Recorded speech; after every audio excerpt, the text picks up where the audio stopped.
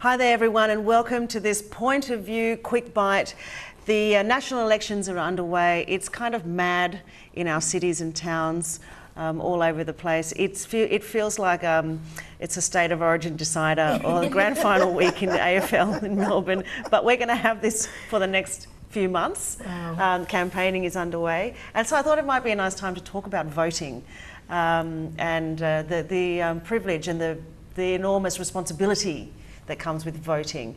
And I'd just like to ask you guys, what is voting like in the area that you come from? And what are some of the things that you would like to see change or to tell the people out there about how to vote? Well, voting is done tribally in a group, according to our bloodline, our heritage, and our history. So it's been like that for a while. I'd like that to change because we should have the ability to choose who we want based on what we think about that person and that person's policies, rather than whether I'm Uncle Lomi or Auntie Lomi, you know, like that would be great. Maybe we'd get rid of a lot of this one-talk system and a lot of the corruption and that type of thing in the country. But it's a mad time of the year, and people go crazy in terms of block voting and getting one person in. But I would like to see that slowly. I'd like to see us move away from that and for us to be more intelligent in the way we think, and more decisive and informed, and to make great decisions based on knowledge and based on platform, policy, etc. Yeah. What about you? What's it like where you come from? Yeah, let me just say that it's not what you'd expect when it comes to voting. Where I come from, women don't vote as in what you'd expect. We have, men doing our votes. I mean, ticking, and it's kind of not. You'd not agree to it, but that's the reality. The sad reality is people choose for you, or your tribesmen choose who you vote, because at the end of the day, it's all about supporting your tribesmen. I mean, that's the kind of culture that we have.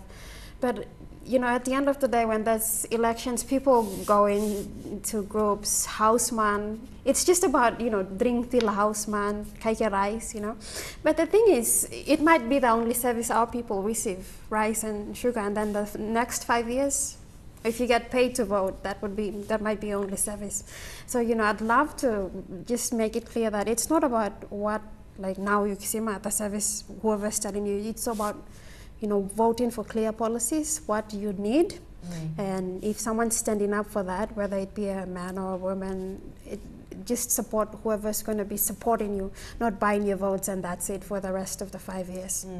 It was very interesting that you talk about that, that very PNG-style democracy, that you're voting on tribal lines. And I saw a post from a candidate, a standing candidate, who told his boys, he said, "I told my boys from my tribe last night that I will not allow them to take control of ballot papers and mark all the first preferences in my name because it's illegal." But the fact that he blatant, it's out there, we're doing it, but it's actually against the law. It's actually illegal to do it that way. And it's just yet another one of those things where we kind of turn a blind eye.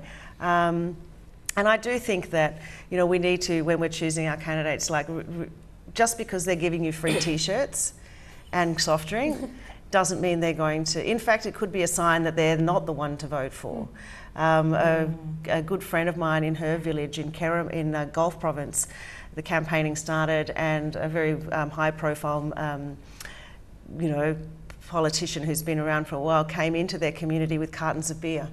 Wow. And the local people actually, I was very happy to hear this, they just actually told him to leave and smashed all the beer, because what he didn't, they have a problem in their community with alcohol, and yet here's this member coming in campaigning and giving beer to the youth.